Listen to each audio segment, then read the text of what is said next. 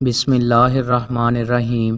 رسول اللہ صلی اللہ علیہ وآلہ وسلم نے ارشاد فرمایا، روز قیامت اللہ کے نزدیک اس آدمی کا مقام سب سے برا ہوگا جو اپنی اہلیہ کے پاس جاتا ہے اور وہ اس کے پاس جاتی ہے، پھر وہ آدمی اس اہلیہ کے راز افشاں کر دیتا ہے۔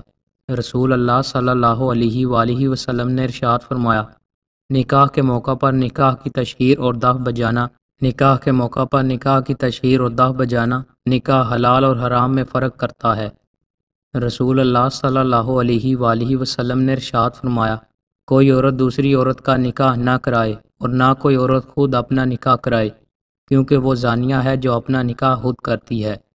رسول اللہ صلی اللہ علیہ وآلہ وسلم نے ارشاد فرمایا، شوہر سے زیادہ محبت کرنے والی اور زیادہ بچوں کو جنم دینے والی عورتوں سے شادی کرو، کیونکہ میں تمہاری کثرت کی وجہ سے دیگر امتوں پر فخر کروں گا۔ دوستوں، مزید اچھی ویڈیوز کے لیے ہمارے چینل کو سبسکرائب لازمی کریں۔ بہت شکریہ۔